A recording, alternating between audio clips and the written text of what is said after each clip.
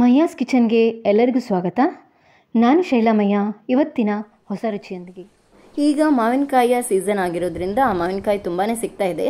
ನಾನೀಗ ಉಡುಪಿ ಶೈಲಿಯ ಒಂದು ಕೊಚ್ಚಿಲ್ ಉಪ್ಪಿನಕಾಯನ್ನು ಮಾಡ್ತಾ ಇದ್ದೇನೆ.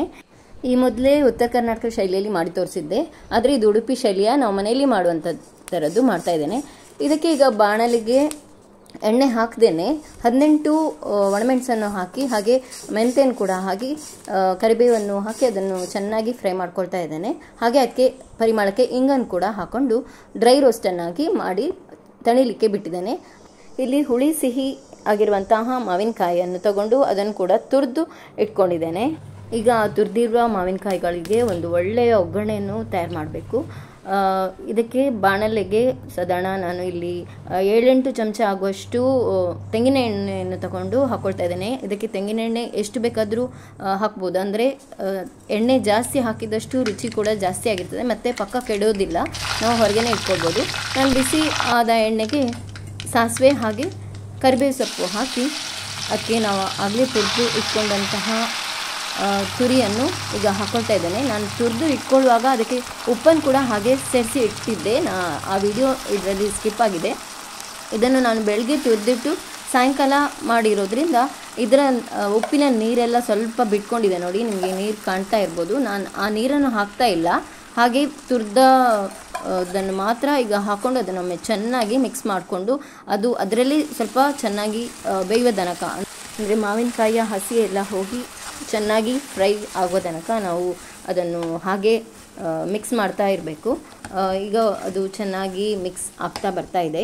ನಾವು ಈಗಾಗಲೇ ಡ್ರೈ ರೋಸ್ಟನ್ನಾಗಿ ಮಾಡಿಟ್ಕೊಂಡಂತಹ ಒಣಮೆಣಸಿನ ಮಿಶ್ರಣವನ್ನು ಈಗ ಒಂದು ಮಿಕ್ಸಿ ಜಾರ್ಗೆ ಹಾಕಿ ಹಾಗೆ ಪೌಡ್ರನ್ನಾಗಿ ಮಾಡ್ಕೊಂಡು ಬರಬೇಕು. ನೋಡಿ, ಇದನ್ನು ಇಷ್ಟು ಪೌಡ್ರನ್ನಾಗಿ ಮಾಡಿಟ್ಕೊಂಡ್ರೆ ಸಾಕಾಗ್ತದೆ. ನನಗೆ ಈಗ ಅನಿಸ್ತಾ ಇತ್ತು ಸ್ವಲ್ಪ ಒಣಮೆಣಸು ಸ್ವಲ್ಪ ಜಾಸ್ತಿ ಹಾಕಿದ್ರೂ ಚೆನ್ನಾಗಿರ್ತಿತ್ತು ಅಂತ. ನಾನು 18 ಒಣಮೆಣಸನ್ನು ಮಾತ್ರ ಹಾಕಿದ್ದೆ. ಸಾಧಾರಣ ಇದಕ್ಕೆ 25ರಷ್ಟು ಒಣಮೆಣಸು ಹಿಡಿತಾ ಇತ್ತು, ಯಾಕೆಂದರೆ ಇದು ಹುಳಿ ಸಿಹಿಯಾದ ಮಾವಿನಕಾಯಿ. ನಿಮಗೆ ಒಳ್ಳೆ ಹುಳಿ ಇರುವಂತಹ ಮಾವಿನಕಾಯಿ ಸಿಕ್ಕಿದ್ರೇ ತುಂಬ ಚೆನ್ನಾಗಿರ್ತದೆ. ಈ ಮಾವಿನಕಾಯಿಗೆ ಎಷ್ಟು ಖಾರ ಹಾಕಿದ್ರೂ ಹಿಡಿತದೆ. ನೋಡಿ, ಈಗ ನಾನು ಆ ಪೌಡರನ್ನು ಮಾಡಿಟ್ಕೊಂಡದ್ದನ್ನು ಹಾಕ್ಕೊಂಡು ಚೆನ್ನಾಗಿ ಎಲ್ಲ ಕಡೆ ಸೇರುವ ಹಾಗೆ ಮಿಕ್ಸ್ ಮಾಡ್ಕೊಳ್ತಾ ಇದ್ದೇನೆ. ಈ ಥರ ನಾವು ಮಿಕ್ಸ್ ಮಾಡೋದ್ರಿಂದ ಇದನ್ನು ನಾವು ಹಾಗೆ ಹೊರಗೆ ಇಟ್ಕೊಂಡು ತುಂಬ ದಿನ ಬಳಸ್ಬೋದು. ಇದು ಏನು ಕೆಡೋದೇ ಇಲ್ಲ.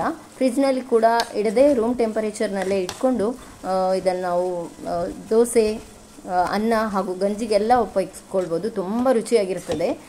ಇದು ತುಂಬ ಸಿಂಪಲ್ ಕೂಡ, ಬೇಗನೆ ನಾವು ಮಾಡಿಕೊಂಡು ಇಡ್ಬೋದು. ಮಳೆಗಾಲಕ್ಕಂತೂ ಇದು ತುಂಬಾ ಚೆನ್ನಾಗಿರ್ತದೆ. ನೋಡಿ, ನಾನು ಈ ಥರದ ಮಾವಿನಕಾಯನ್ನು ಒಂದು 7-8 ತಗೊಂಡಿದ್ದೆ.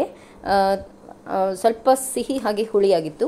ನೋಡಿ, ನಮ್ಮ ಈಗ ಉಡುಪಿ ಶೈಲಿಯ ಕೊಚ್ಚಿಲು ರೆಡಿಯಾಗಿದೆ. ಇದನ್ನು ನೀವು ಒಂದು ಕಂಟೈನರ್ನಲ್ಲಿ ಹಾಗೆ ಸ್ಟೋರ್ ಮಾಡಿ ಇಟ್ಕೊಳ್ಬೋದು. ಆಗಲೇ ಹೇಳಿದಾಗೆ ದೋಸೆ, ಗಂಜಿ, ಅನ್ನ, ಮೊಸರನ್ನ ಇದೆಲ್ಲದಕ್ಕೂ ಇದು ತುಂಬಾ ಚೆನ್ನಾಗಿರ್ತದೆ. ತುಂಬ ಟೇಸ್ಟಿಯಾಗಿಯೂ ಇರ್ತದೆ. ಸ್ವಲ್ಪ ಖಾರ ಜಾಸ್ತಿ ಹಾಕೊಂಡ್ರೆ ಇನ್ನೂ ಚೆನ್ನಾಗಿರ್ತದೆ. ನಾನು ಸ್ವಲ್ಪ ಮೆಣಸು ಕಮ್ಮಿ ಹಾಕಿರೋದ್ರಿಂದ ಸ್ವಲ್ಪ ಖಾರ ಸ್ವಲ್ಪ ಕಮ್ಮಿ ಇದೆ. ನೋಡಿದ್ರಲ್ಲ ಎಷ್ಟು ಸಿಂಪಲ್ ಆಗಿದೆ, ಹಾಗೆ ಬೇಗನೆ ನಾವು ಮಾಡ್ಕೊಳ್ಬೋದು. ಇದನ್ನು ತುಂಬ ದಿವಸ ಸ್ಟೋರ್ ಕೂಡ ಮಾಡಿ ಇಟ್ಕೊಳ್ಬೋದು. ನೀವು ಕೂಡ ಖಂಡಿತ ಮಾಡಿ ಇಟ್ಕೊಳ್ತೀರಲ್ಲ.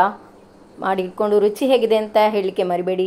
ಈ ವಿಡಿಯೋ ಖಂಡಿತವಾಗಿಯೂ ಇಷ್ಟವಾಗಿದೆ ಅಂತ ಭಾವಿಸ್ತೇನೆ. ಇಷ್ಟವಾದಲ್ಲಿ ಒಂದು ಲೈಕ್ ಹಾಗೆ ಶೇರ್, ಹೊಸಬರಾಗಿದ್ದರೆ ಸಬ್ಸ್ಕ್ರೈಬ್ ಮಾಡಲಿಕ್ಕೆ ಮರಿಬೇಡಿ ಅಂತ ಹೇಳ್ತಾ ಮುಂದಿನ ರೆಸಿಪಿಯೊಂದಿಗೆ ಭೇಟಿ ಆಗ್ತೇನೆ. ಅಲ್ಲಿವರೆಗೂ ಟೇಕ್ ಕೇರ್, ಬಾಯ್.